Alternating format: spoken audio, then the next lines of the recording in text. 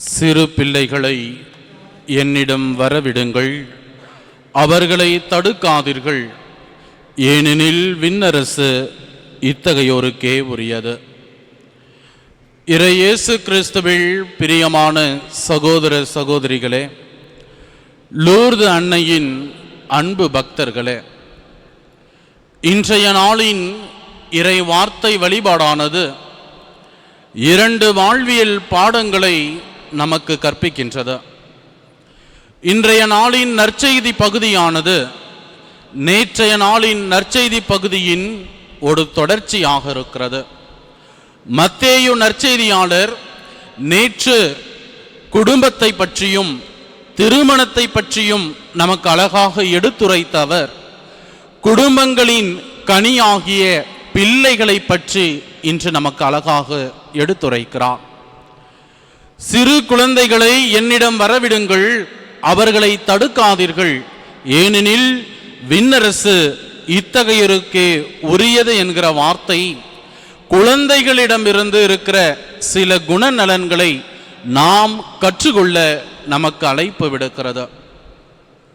இந்த உலகில் பிறக்கிற ஒவ்வொரு குழந்தையுமே இந்த உலகிற்கு ஏதேனும் ஒரு செய்தியை இறைவனிடமிருந்து கொண்டு வருகிற ஒரு இறைவனின் தூதராக தான் இவ்வுலகில் பிறக்கிறார்கள்.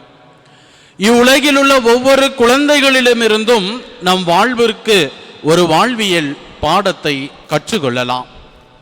குழந்தைகள் என்றவுடனே அவர்களிடமிருந்து நாம் கற்றுக்கொள்ளக்கூடிய 2 வாழ்வியல் பாடங்களை உங்களோடு நான் பகிர்ந்து கொள்ள ஆசைப்படுகிறேன். முதலிலே, குழந்தைகள் கள்ளம் கபடற்றவர்கள், அதாவது எதற்கும் திறந்த மனம் உடையவர்கள்.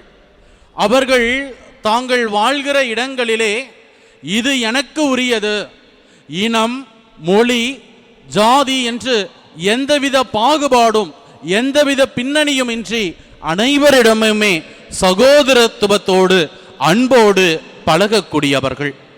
அவர்களிடமிருந்து நாம் கற்றுக்கொள்ள வேண்டிய முதல் பாடம் கள்ளங்கபடற்றவர்களாக வாழ நாம் கற்றுக்கொள்ள வேண்டும்.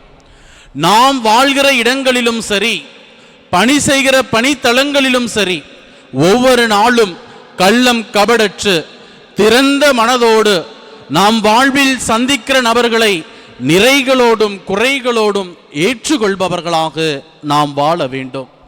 அடுத்தபடியாக, இன்றைய நாளில் குழந்தைகள் வழியாக நாம் கற்றுக்கொள்ள வேண்டிய 2வது வாழ்வியல் பாடம் என்னவென்று பார்க்கிற பொழுது, அவர்கள் பகைமையை பாராட்டாதவர்கள். அவர்களுக்கு எதிராக எத்தகைய தீமையோ, அவர்களுக்கு எதிராக எத்தகைய செயல்கள் செய்தாலும் அடுத்த நிமிடமே அவர்கள் மறந்துவிட்டு அடுத்த குழந்தையோடு மகிழ்ச்சியோடு விளையாடுபவர்கள். பல நேரங்களிலே நம்முடைய குடும்பங்களிலெல்லாம் குழந்தைகள் சண்டையிடுகிற அந்த சிறு சிறு பிரச்சனைகளை எல்லாம் நாம் பூதாகரப்படுத்தி நாம் பெரியவர்கள் சண்டையிட்டு கொண்டிருக்கிற பொழுது அந்த குழந்தைகள் வெளியிலே விளையாடி கொண்டிருக்கும்.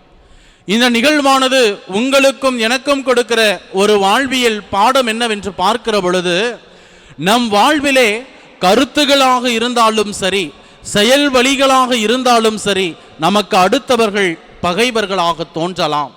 ஆனால் அவர்களை முழு மனதுடன் மன்னித்து அவர்களை உடனுக்குடன் ஏற்றுக்கொள்பவர்களாக நாம் வாழ வேண்டும் என்று. இயேசுவில் பிரியமான சகோதர சகோதரிகளே, இன்றைய நாளின் முதல் வாசகமானது இறைவாக்கினர் எசேக்கியேல் நூலிலிருந்து நாம் வாசிக்க கேட்டோம்.